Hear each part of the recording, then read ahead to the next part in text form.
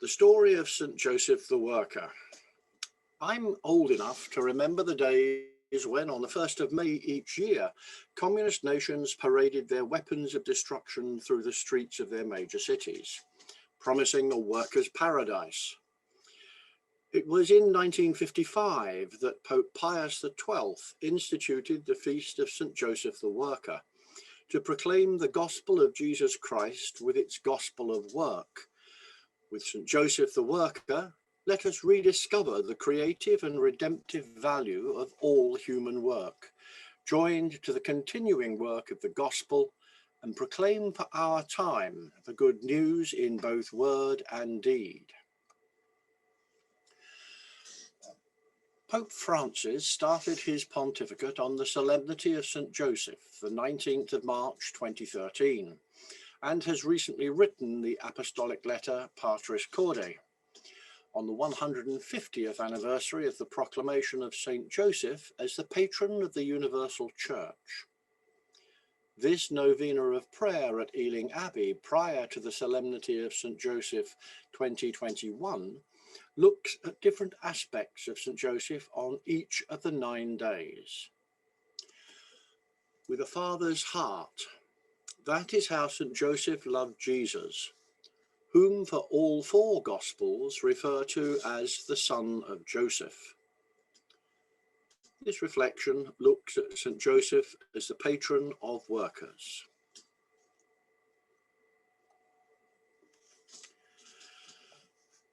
To capture the devotion of St. Joseph within Catholic liturgy, in 1870, Pope Pius IX declared St. Joseph the patron of the Universal Church. To bring Catholic social teaching to the fore in 1891, Pope Leo XIII wrote his seminal encyclical Rerum Novarum. To foster deeper devotion to St. Joseph among Catholics, and in response to the May Day celebrations for workers sponsored by communist states, Pope Pius XII instituted the feast of St. Joseph the Worker in 1955. This feast extends the long relationship between Joseph and the cause of workers in both Catholic faith and devotion. Pope St. John XXIII had a deep devotion to St. Joseph, and in his radio message on the feast day of Joseph the Worker in 1960, proposed the following prayer. St. Joseph, guardian of Jesus and chaste husband of Mary, you passed your life in loving fulfillment of duty. You supported the Holy Family of Nazareth with the work of your hands. Kindly protect those who trustingly come to you. You know their aspirations, their hardships, their hopes. They look to you because they know you will understand and protect them. You too knew trial, labour and weariness, but amidst the worries of material life, your soul was full of deep peace and sang out in true joy through intimacy with God's Son, entrusted to you and with Mary his tender mother. Assure those you protect that they do not labour alone. Teach them to find Jesus near them and to watch over him faithfully as you have done. Amen. In 1981, Pope St. John Paul II published his encyclical Laborum Exercens on human work, invoking St. Joseph's patronage. Beginning in the book of Genesis, the dignity of human work has long been celebrated as a participation in the creative work of God. By work, we both fulfill the command found in Genesis to care for the earth and also to be productive in our labours. St. Joseph the carpenter and foster father of Jesus is but one example of the holiness of human labour. St. Joseph the Worker. This silent saint, who was given the noble task of caring and watching over the Virgin Mary and Jesus, now cares for and watches over the Church and models for all the dignity of human work. St. Joseph is held up as a model of such work. Pius XII emphasized this when he instituted the feast of St. Joseph the Worker by adding, "The Spirit flows to you and to all men from the heart of the God-man, Saviour of the world. But certainly no worker was ever more completely and profoundly penetrated by it than the foster father of Jesus, who lived with him in closest intimacy and community of the family life and work." In his 1982 encyclical, Pope John Paul II stated, "The Church considers it her task always to call attention to the dignity and rights of those who work, to condemn situations in which that dignity and those rights are violated, and to help to guide social changes so as to ensure authentic progress by man and society." Besides the Virgin Mary, there are just two saints who have more than one feast day dedicated to their honour in the Church's universal calendar: St. John the Baptist and St. Joseph. Pope Pius XII instituted the Feast of Joseph the Worker in 1955 in direct response to the surge of atheistic communism in the decades after World War II. The 1st of May, or May Day, was the Day of the Worker, a day of rest, of triumphant militaristic parades, and of pride in all that communism had accomplished. Keen observers, including Pope Pius XII and one future pope then serving as a priest in Poland, knew better. Part of the Church's response to the communist appeal to workers was to exalt St. Joseph the Worker on the 1st of May as a Catholic alternative to May Day. Not only was St. Joseph to be understood then as the husband of Mary and the foster father of Jesus, but also as the patron of work. He was the carpenter, the working man, who taught his godson how to swing a hammer and run a plane over a rugged plank.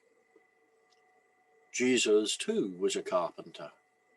He learned the trade from St. Joseph and spent his early adult life working side by side in Joseph's carpentry shop before leaving to pursue his ministry as preacher and healer. Work, from a Catholic perspective, is a source of dignity. It has to be done.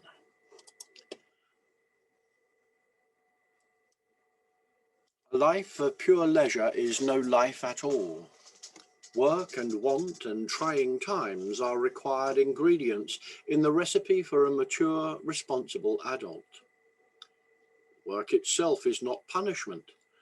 The onerous nature of work is one of the effects of original sin, though it was not so in the beginning.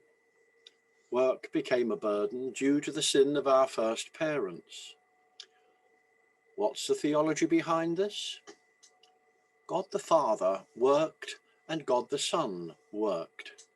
When man works, then he is participating in God's own creative work. Subduing the earth is one of God's original commandments to man, and subduing the earth cannot come about except through the work of one kind or another. God is found in our work, so if we do it well, we give him the glory. But if we do it poorly, we offer him a shoddy sacrifice. The earth becomes our altar when our daily work is our daily offering. Constant daily work was good enough for St. Joseph and for the Son of God, so it's good enough for all of God's children as well. Work is a pathway to holiness, and St. Joseph the Worker stands by our side to encourage us towards the reward that our daily sweat and labour will earn. Finally, Let us consider some of Pope Francis's words as we think upon our own work and those who are unable to find meaningful work. In the Gospel of St. Matthew, in one of the moments when Jesus returns to his town, to Nazareth, and speaks to the synagogue, the amazement of his fellow townspeople at his wisdom is emphasized. They ask themselves the question, "Is not this the carpenter's son?" Jesus comes into our history. He comes among us by being born of Mary by the power of God, but with the presence of St. Joseph, the foster father, who cares for him and also teaches him his trade. Jesus is born and lives in a family, the Holy Family, learning the carpenter's craft from St. Joseph in his workshop in Nazareth, sharing with him the commitment, effort, satisfaction, and also the difficulties of every day. This reminds us of the dignity and importance of work. The book of Genesis tells us that God created man and woman, entrusting them with the task of filling the earth and subduing it, which does not mean exploiting it, but nurturing and protecting it, caring for it through their work. Work is part of God's loving plan. We are called to cultivate and care for all the goods of creation, and in this way share in the work of creation. Work is fundamental to the dignity of a person. Work, to use a metaphor, anoints us with dignity, fills us with dignity, makes us similar to God, who has worked and still works, who always acts. It gives one the ability to maintain oneself, one's family, to contribute to the growth of one's own nation. Let us pray to God, remembering the model of St. Joseph. St. Joseph the worker, inspire all labourers of mind or body to work for their daily bread as much as for your glorification. May our work be done well to perfect us and to make us participants in completing the creation you began. Amen. St. Joseph the worker, pray for us.